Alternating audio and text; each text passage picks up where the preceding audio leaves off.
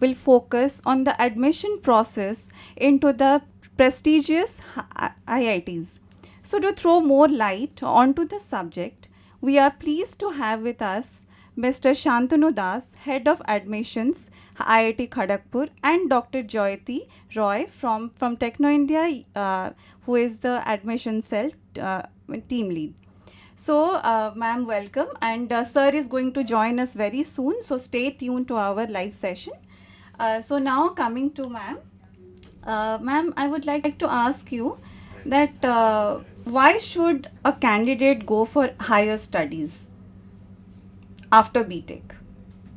After BTech, everybody is not inclined to do jobs or anything. For higher studies like research, in today's world, the world is changing so drastically and so fast. So everybody is on to research fields right now. So a degree, master's degree and a PhD degree, many people are inclined towards research in this generation. Like everybody is not focused on just getting a job and getting on with their life. They're more inclined to doing research in the new fields like AI and everything, which is being developed so drastically and so fast in this time now. So more people are inclined towards research in these days. Okay, so according to you, the job prospective is good after higher studies? Obviously, even for research fields, like there is a good stipend amount given. There are running projects everywhere. Even in Techno India University, we have a lot of projects running at this moment. In every university or anywhere in the world, research prospect is always good. Okay, so at Techno India, could you please share us that what all subjects do you have for BTech, MTech, and PhD?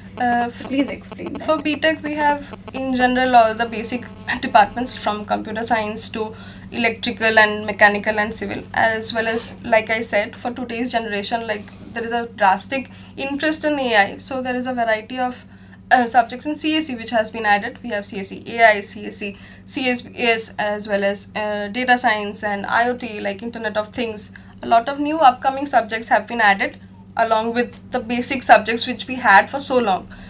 For masters, like we have MTech in all the subjects which I mentioned for BTech. Then there is master's degree in general sciences. So we have physics, chemistry, maths.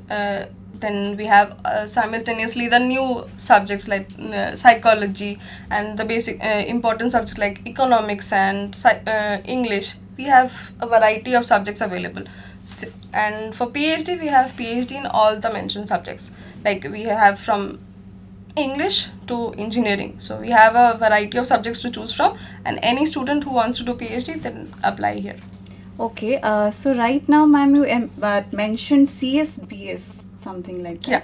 So, could you please explain that part For for it is our basically students? computer science and business systems, students who are inclined towards management as well as a degree in computer science. They are more they can have a subject related to management. So like in the job prospects, which helps them because everything is not just about development or anything. So a broader area is given to them. So that is computer science and business systems, CSBS. Okay. So due to some technical problem, we have stated our new live. So please connect with our new live session from same Facebook, Instagram, and YouTube links. So now coming back to our show, thank you, ma'am, for answering this question. And so now coming to the admission part. Yes. So, what a candidate require in order to get into a master's degree? For master's degree, a candidate requires a UG degree, from a recognized university, a UG degree. For masters, mainly for admission process, there is they need to submit all the documents. We check throughout a good career from starting from class 10 to UG. Not just masters, not just the certificates. They need to submit all the semester mark sheets and everything. Okay.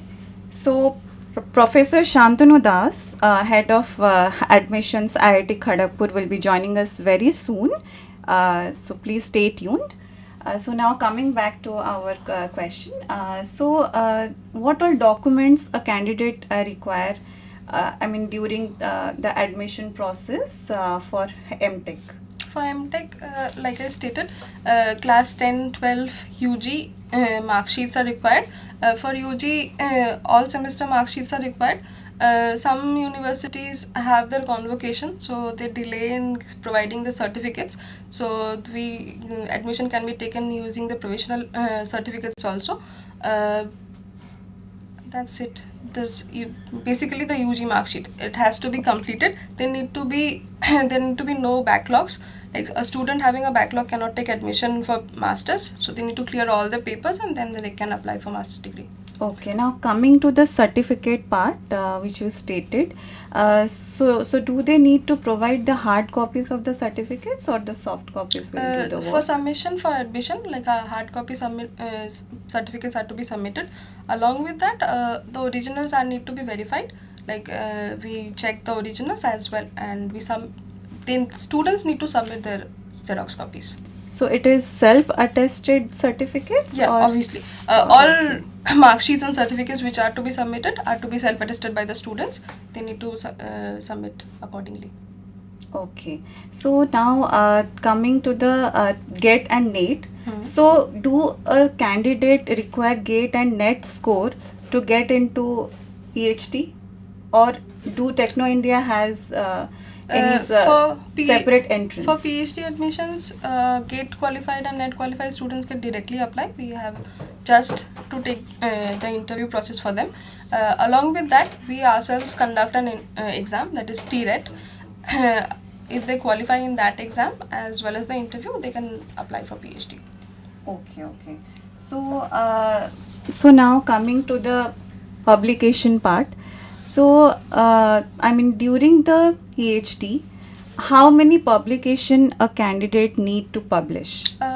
We always encourage our students to submit more papers in journals, as simultaneously a number of publications increases.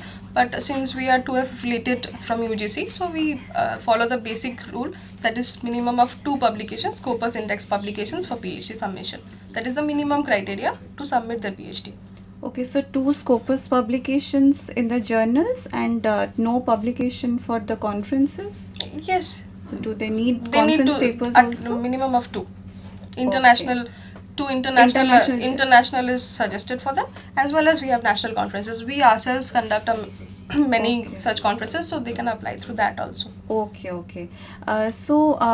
Then what about the GATE and NET score? If they have that score, then do they get some separate scholarship kind of if thing? A candidate is GATE or NET qualified, they can apply for JRF through that. Other than that, we also provide scholarship for full-time scholars.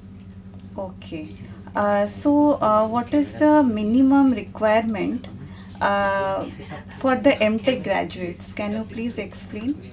Minimum requirement? Requirement means what about the score during their bachelor's, and what all exams they need to appear for getting into MTech degree? Post-graduation, yes. For post-graduation, we basically look for students who have at minimum marks, that is for as per guidelines, it is pass marks. But for getting into research and everything, so a minimum criteria is looked into. There is no specific as such, but 60% is always appreciated. Oh, okay. One more thing about the PhD I would like to know, which is for our guardians and students, of course, that one student should take one supervisor or one supervisor with a co-supervisor. That is basically upon the student itself, but a supervisor along with a co-supervisor is always beneficial, because work is faster that way. So along with the supervisor from our university, there are different labs here also, so they can have, since it is interdisciplinary work, so a co-supervisor from a different department is also appreciated. Okay, nice to know that. May I know if Techno India has any lab facilities for any fabrication work or any manufacturing lab? Yes, we do have. Since we Okay. have engineering departments, so as well as we have running projects from DRDO and DST, so there are labs available in which both fabrication as well as any kind of synthesis is done there. Okay. So, if a student, I mean, during his PhD journey, if he or she wants to go abroad for any work, so do you have any kind of facilities for them? Yes, of course, they can apply for scholarships or work there, so they can carry on their research there and then come back and continue the degree work here. So facilities and guidance as well as support is provided to all students who are applying. And what about the financial facilities? Like I I mean, mentioned, do yeah, there is scholarships available as well as okay, students can apply for scholarships from government or any other institute, so okay. they can avail that also. Plus, our Techno University provides scholarships to students who are interested as well as capable. Okay, now coming to the finance part, I would like to know about the study loan. If a student wants to take a study loan from the bank, so do college help them to, in terms of documents or Yes, anything such? we have students from a vast genre of people. So there are people who are applying for loans here. So all the for a certain loan, like both credit card and as well as the bank loan, all documents are provided from the university. Whichever document is required, and there is no hindrance in providing documents. Okay. So now coming to the I would like to know about the kinds of topic students are working over here in their PhD. Topics like discussing specific topics of PhD work is a bit difficult, but Okay. since I mentioned like we have a vast department variety of departments here, so research work going on in engineering as well, like basic sciences, plus in psychology or economics, like students are working in every genre you can think of, like there is no foundation here. Plus since there are DRDO and DST projects here, so upcoming project work is also being done here.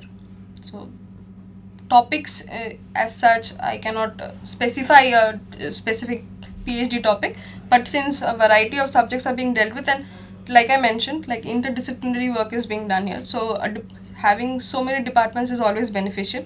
They can work with different departments, like a CSE student can always work with electrical, so they can combine their work and they can think of a broader aspect of working together. Okay. So for the MTech graduates, so is there any counseling process over Techno India? Yes, for MTech admission, the first criteria is GATE. All GATE qualified students can apply. That is the basic requirement for a MTech admission. Along with that, we have our own exam, like for non-GATE qualified students, TNJEE. They can apply for that also. Through admission, during the admission process, they can apply either GATE or TNJEE.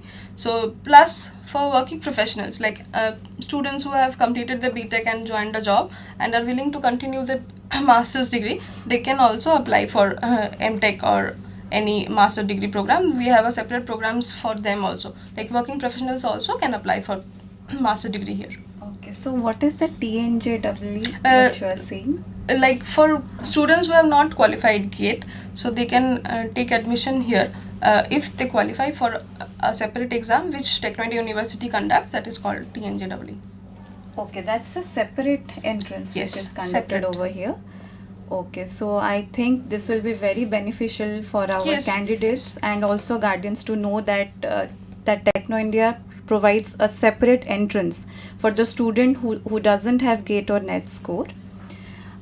So now coming to our next question, we would like to know that if a student has backlog during his BTech, so how do college helps them to get out of it? I mean, how do they clear their backlogs? Separate exams are conducted for backlog exams in every semester, so Okay, that they every need, semester. yeah, so they Okay. don't need to wait for the specific semester to come around and sit for the exam. They can simultaneously sit for the upcoming results as well as the backlogs together simultaneously. So Okay. there is no delay in the year. They can continue with the program. Okay. So if a student wants to get into Techno India, so how will you motivate them? Techno India University provides a vast number of subjects here. Not just that, guidance for higher studies and extracurricular activities, and we are involved in students' day-to-day lives, like to make them easy and beneficial. So I would suggest like students willing to be part of the Techno India group are always welcome. We are always here for any kind of guidance required. They can come to us and we can help them choose or decide. Like it's not always easy for students to understand like what they need to do next. Like young minds needs to be nourished, so nurtured actually, so to understand like what should be beneficial. Like today's day and age, everything is so fast, like people are changing, the subjects are changing so fast, so they need to be explained. Like everybody has a different interest, so according to their interests, different subjects are available. It's not just one way focused. We have engineering, we have basic sciences, we have multimedia, everything is available, so they need to decide and come to us, and we are also there to provide them guidance for what they need next is there for. Okay, thank you, ma'am, for answering this question. So next, could you please tell us the extracurricular activities which a candidate require during his college days? We have What sports. kind of activities he or she should Extracurricular follow? activities also is a broad area. Like we have sports here, a different sports they can apply here. Then there is music, then there are games, and there is dance. So it's not just one, there are various extracurricular activities which they can apply, like according to their interests. According to their interests, they can apply accordingly. So whichever thing is required, like if there is even one student interested for doing something, so always we can search for other people and make a group and everything. So like chess, and then there is football and cricket, and different teams are there, so they can apply. Okay. So now coming to the grooming part. So I would like to know how Techno India helps its students to stand out in future. I mean during their placement drive or going for any seminars and all that. So how the college helps them? Not just that, students along with their syllabus, the main syllabus that is provided, there are specific classes plus seminars there for grooming, like for basic interviews, for general discussions and group discussions. Like English classes are provided, then for MCQ the aptitude classes are provided. To boost up their confidence, there are specific seminars conducted. Simultaneously, we ourselves have the senior students have conferences and everything, in which the BTech students also can apply. So a variety of help is provided. Along with that, us faculty here, they also help them, like a mentor-mentee program is running here, so the faculties also help them choose for different projects across the globe. They can apply. Sorry to interrupt. May I know what is that mentor-mentee thing? A specific mentor is provided for a group of students who can discuss their needs or their requirements. Like if they are interested for certain project or anything, they can go to that faculty and ask for their help. So it helps them, a larger group of people, students can have help together. Okay. So now coming to the seminar part, I would like to know. Coming to the seminar part, I would like to know that many students have got the stage fright. Okay, so Yes. stage fear, you can say. So how Techno India helps them to become confident and courageous in front of public speaking or for any stage performances or anything? There are specific grouping classes assigned for all students. Like, irrespective of any course, every student is provided a grooming session. Like, in those grooming sessions, we have skilled professionals coming who guide them through what needs to be done and how it's supposed to be spoken, the enunciation and the pronunciation of everything. So students get motivated through that, and it is done in a smaller batches of students. So how would I explain? Like, the students are more in focus. Like, since the number of students are more, so in a smaller group, it is more focused, and they can learn better. Okay. Okay. So.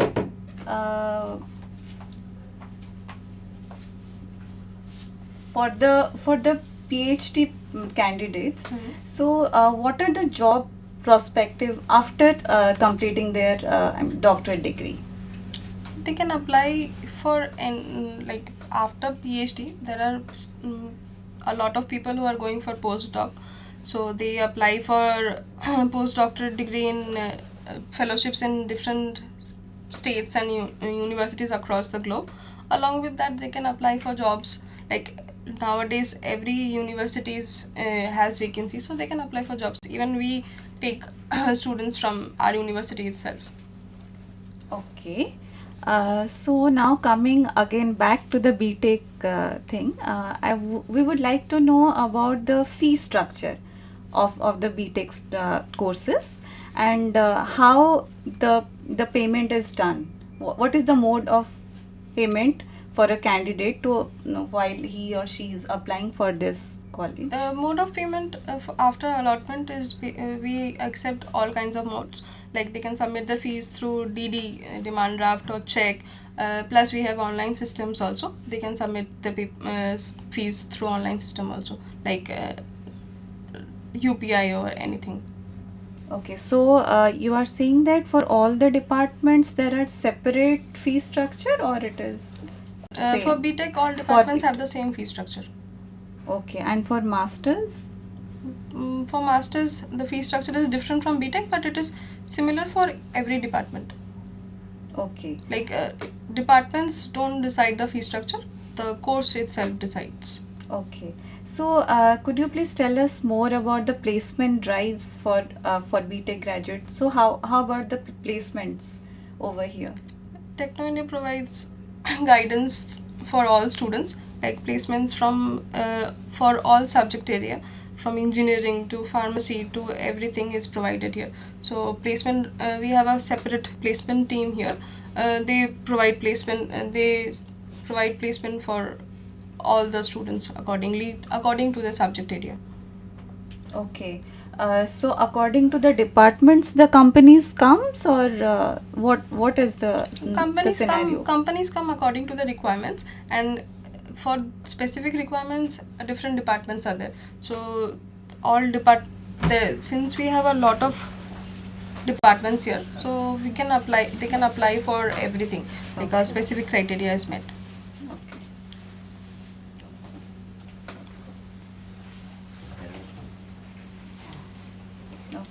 So now we have Mr. Santanu Das. Hello, sir. Hello. So please sit. Hello, sir. Hello. Welcome, sir, to Namaskar. our live session, which is focusing on the admission process of the Okay. prestigious IITs. Okay. So, I would like to know what is the basic difference between the IIT Main and IIT Advanced. So please tell us. Yeah, before I should start, I would like to congratulate all the IIT main qualified student. Now they will be sitting for the IIT Advanced, JEE main Advanced, and I wish them all the best for that, and hope to see you at IIT Kharagpur. In fact, lot of students. So we have around 1800 seats, so we'd like to see 1800 plus students at IIT Kharagpur this time. Okay, so talking about JEE Mains and JEE Advanced, JEE Mains is basically is a kind of a qualifying criteria for all the technical institutes. including IITs, IIITs, and then NITs as well, and other private and other government institutes.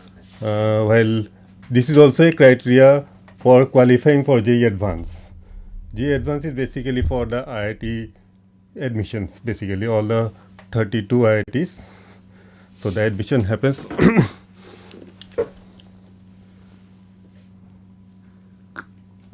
yeah. So the admission happens for IITs through the advance only. So we can say advance is kind of more specialized or more into the knowledge of their, I mean, technical background actually, rather than a qualifying exam. While mains is a kind of a qualifying exam for all technical institutions plus the private institutions as well. So that is the main difference. And in order to qualify for advanced, they have to qualify the JEE mains first. So this is the difference between mains and advanced actually. Thank you so much, sir, for giving us the idea about the fundamental difference between the JEE Main and JEE Advanced. So now coming to our next question. So we would like to know the minimum criteria which is required for getting into IITs. IITs. So could you please let us know that? Sure. See, IIT you require basically 10+2 with physics, chemistry, and mathematics background, and you will get 2 attempts to do that actually basically, and then you should have the basic. You have to clear the JEE mains followed by JEE advanced as well. These are the main criteria to get into the IITs actually. IITs. The minimum qualification. Okay. Yeah. So And then apart from that, your category reservations are accordingly there actually. So now coming to the category which you are saying, we know that certain number of seats are fixed for the candidates belonging to different categories. So could you please tell us how many seats are there and how do the seats gets filled up? Okay, so basically we have a unreserved seats. We have some reserved seats. Unreserved seats is for all. Let me tell you, it's not a general seat. People have an assumption it's a general seat. It's not reserved. We don't say it's a general seat. It's an unreserved seat. Followed by you have 7.5% for ST, and then probably 11% for the SC, and then OBC and EWS. These are the main reservation seats for the IITs actually. And based on the number of seats available, these allocations are done. Okay. Apart from that, we have female supernumerary seats. Which, yes, sir. I was going to ask about the supernumerary seats for female candidates. Female supernumerary seats, I will come to that actually. Okay. And then see, unreserved seats are filled first based on the rank of the student. He may be from SC background, he can also compete in the unreserved seat, provided his ranks are more than the normal general students. So having said that, the female supernumerary seats that we are talking about, it's a on top of that, they are not occupying the normal sanction strength of the institute, but that is on top of the sanction strength. Talking about that, the reason why there is a supernumerary seat is that government feel that there should be sufficient contribution from the, sufficient representation of the female and the other genders at the technical institutes. So a 20% seat has been kept as supernumerary seat exclusively for the female students. So that is really nice to know about the women empowerment, we can say this. Yes. So now coming to the attempt. So how many number of attempts a candidate can get in to crack the IIT? So we know that. As of now, it's 2 attempts are given for the student to crack the JEE Advance. This one actually. So basically, it should be consecutive 2 attempts, not more than that. Okay, you are saying that just 2 attempts are there to crack IIT, yes, but yes. as we know that it's really tough. After GATE and NET, we can say that. See, it's tough. JEE It's main probably is one of the toughest exam in the world. That's what it says. That's what I'm but, saying. But we need top students for that as well, right? Yes. So how do you motivate students to come into this IIT JEE main? See, IIT JEE main, let me tell you, when you say you're talking about mains, mains anyway, it's a kind of a benchmark for all the technical institutes. Yes. So when they crack the JEE mains, then they themselves become in the top of the list actually in one way. And then Okay. because and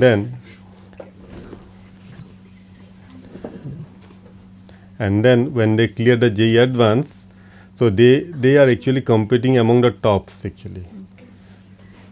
So what I should suggest is that they should not get demotivated or depressed that they could not crack the IIT thing actually. But there are NITs and then triple ITs and all those are also really good. So in fact, what I will suggest is that let them you settle down, do give your exam, give up to your full, and then once it's I mean if you get through is good, very good. There are 17,000 seats in IITs. If you are not into it, then probably you can go to NITs and then triple ITs. Those are also coming very good actually. So just relax, focus, and then give your exam. That is the and I mean give to your best actually. That is what I will Thank you, suggest. sir, for motivating our candidates. And along with the guardians, I would say that all of them have the jitters about what will be the admission process and what all documents do they require after getting the selection letter, of course. So please tell us the detail about the admission process. Uh, please. See, admission, it's not a big deal actually. Parents need not bother about the admission thing. See, I mean, admission formalities and all. Because we know the student is going to be with us for next 4 years actually, and their documents are already been verified once when they apply for JEE advance. So what we need is not that important. First, focus on the exams and all, and apart from that, whatever documents are required are only just a formality basis because they have already probably submitted during the JOSA application form. So only thing is that at the time of admission, they need to bring the original of what they have submitted and a copy of the whatever they have submitted, which is self-attested, and then we'll collect it. Because as you know, as I said, 1800 students are getting admitted in our institute, IIT Kharagpur, every year. So it's impossible for us to check the document at that point of time during the admission. So what we do is that we collect the document and later on we check it once the class starts. So admission wise, they need not to worry because once they get the offer letter, they are actually admitted. Now the paperwork and all that we can do it later on. That is not a problem at all. Okay, sir. So now coming to the document part, I would like to know that if they can provide the soft copies or they need to go for the hard copies, because today is in the I mean all of them are using the digital medium. So what do you suggest that if they See- can go for the I mean if they have their documents in the DG locker, they can provide that, or do you Okay. need to? See, in fact, as you have said, everything is going digital. IIT Kharagpur is also going fully digital. In fact, our academic section part is more or less almost 70 to 80% digital. We don't have much of paperwork there. So what happens is that once you submit your document in JOSA, that document anyway comes to us as a copy. In fact, once you get an offer in IIT Kharagpur, in fact, probably in most of the other IITs also this is there, where you have to upload your documents. That is also there. Only thing is that you have to bring a copy which is self-signed during the time of admission, and any original document will do. Even an original hard copy or a DigiLocker document will also do as a proof of whatever you have submitted. You have an original copy of it. As long as it is there, digital is fine for us. Otherwise, we don't require any other document. In fact, you have, since if you have already submitted document once in the JOSA application, you have already submitted during the admission at IIT Kharagpur, we just do a formality of collecting a self-attested copy, and the original can be anything. You can show it in the mobile, you can show it in computer, any DigiLocker document. That is absolutely fine with us. We don't have any problem. Thank you so much, sir, for answering this question. I hope our candidates and the guardians, I mean, pulse rate would have gone a little lower after hearing this from you. So now coming to specifically for IIT Kharagpur, so we would like to know how many students took admission in the last 2 years. If you say any, I mean, any tentative. Oh yes, tally, we please. have a sanction strength of 1860 students through admitted through JEE actually. So normally all the seats get filled up. We don't have any seat vacant any year actually. So if you say like that, then we have 1860 each year. We take admission through JEE advance. Okay. Then, according to the merit list, how a candidate should choose his or her college? I mean, which IIT Okay. here should join. Okay. So how do a candidate would know this Yeah. from This his this is a very important question actually. In fact, this question has to be. I mean, when I will reply, I think parents should also keep a note of it while doing it. The thing is that don't go by what yours or other people are saying or whatever the other. I mean, your seniors or your own thought process is saying. You first focus on what the student want actually. That is very important. Which line he would like to go. That is very important. In fact, before taking a choice for the institute, they should take a choice of what they want to do and prioritize on that list. Followed by, they can go and they make a survey of the other institutes, which institute will teach that course better actually. That should be prioritized after that. Once it is done, you make a list of it and then you fill the choices right, like that way. But having said that, the student interest is very important actually because that is what he will be carrying all through his life. So that is very important. So give a student a chance to, talk to your ward, talk to him and understand what he wants, what he likes to do. In fact, we have seen many students, good students, who have taken a choice and they have taken the choice, but later on they realize that this is not what they want to do in their life actually. So, and in the middle of the course, they sometimes quit, and then probably the seat goes vacant, and the student also loses some year.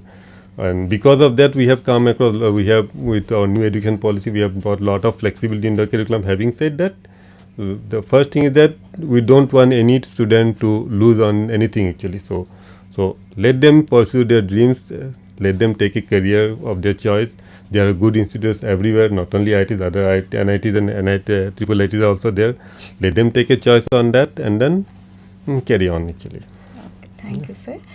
So could you shed some light on the rank? I mean, what was the closing rank for IIT Kharagpur for various departments? Oh, that is very difficult because it's in fact I will suggest is that the parents, the students should go to the JOSA website and see the this one cutoff list and all, rank list and all, because it keeps on changing. But having said that, we have some courses which are of more demand compared to the other courses.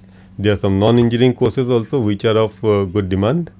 So just go through the website and then JOSA website and IIT Kharagpur website and see the cut-off things and all for different courses.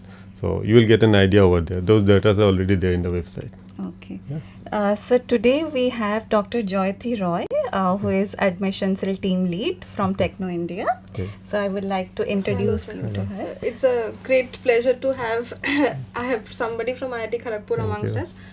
Since not just any IIT Kharagpur is one of the global universities, like top ranking universities at this moment. Maximum of our, as Techno University is proud to say, we have different alumni from all over, all the IITs from here, like from Kharagpur to Mumbai to any Delhi and Chennai. We have alumni from everywhere here, but still at the heart we are close to Kharagpur, so it's a great pleasure to have you amongst us. Thank you. Moving on to our next question.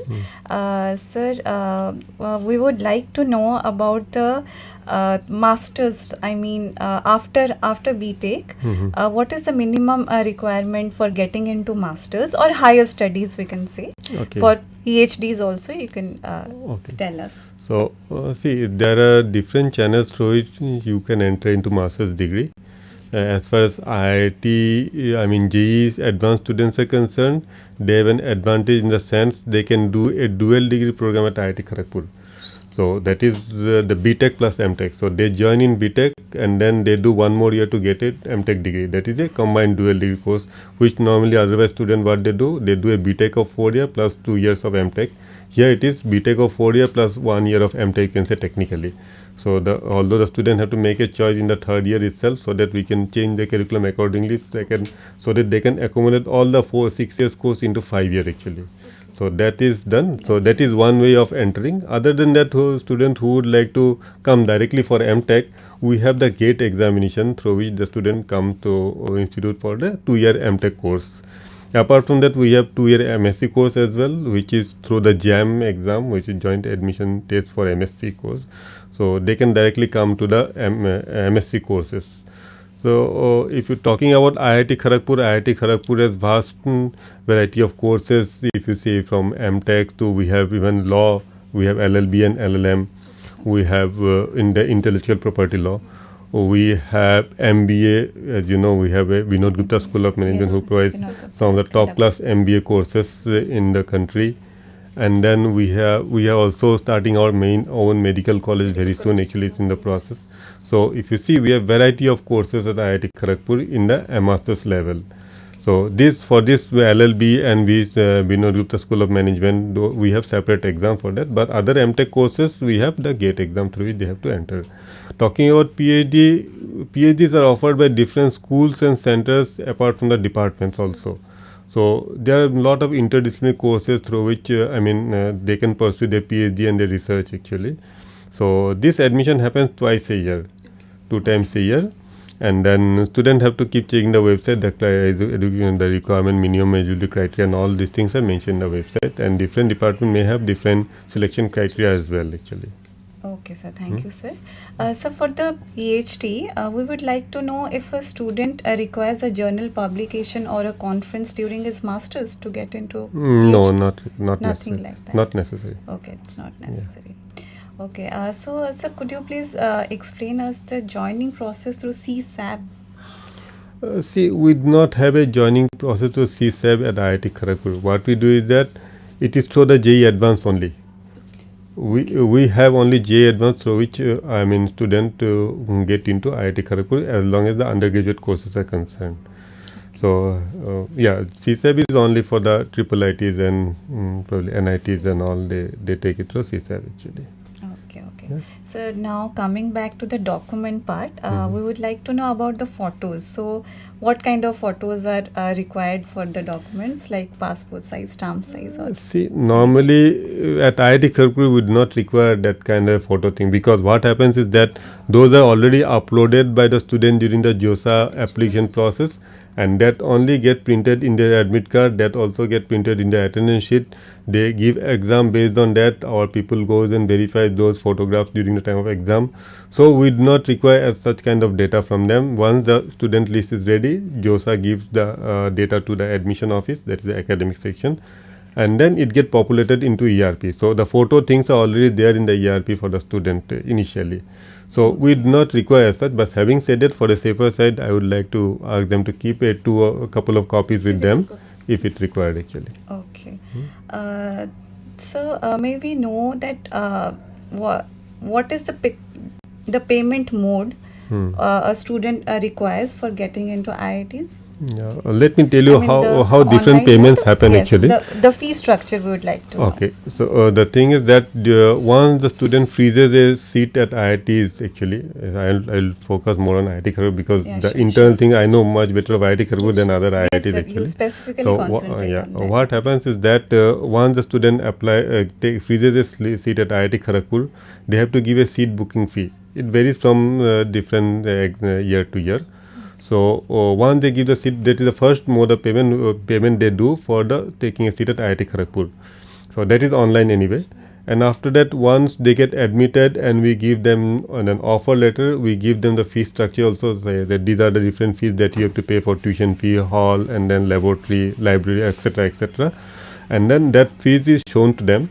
But having said that, that particular seat booking fees got adjusted in that particular fee demand actually that is generated. We adjust it. So after that, the actual fee that is shown is after adjustment of the fee actually. Yes. And this payment has to be done by the student through online mode, that is through the ERP, that we open a ERP link once the student get admitted and he is offered an IIT Kharagpur seat. We open a ERP link for them. That is a kind of a What is that, sir? That is a kind of a online, you can say, administration module for the student. Actually, they will get everything there. In fact, their timetable, their applications, their fees.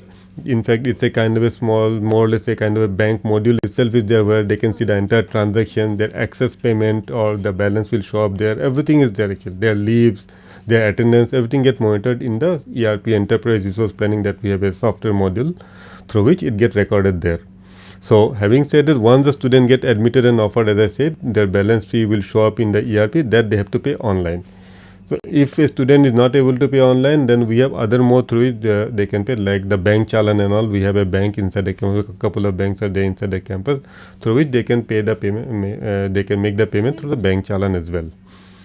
So basically, we all go online actually at IIT Kharagpur. We do not take any cash or check payment at IIT Kharagpur for any reason actually. Okay, okay.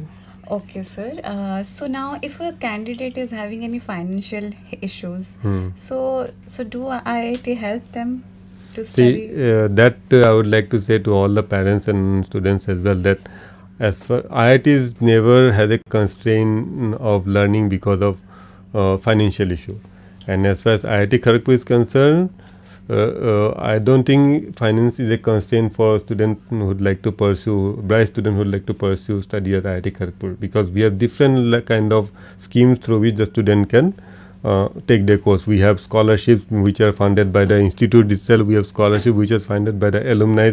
We have scholarships. We have assistantship which is funded by the government. We have a assistantship scheme. I mean, we have brotherhood scheme which is actually funded by the institute student itself.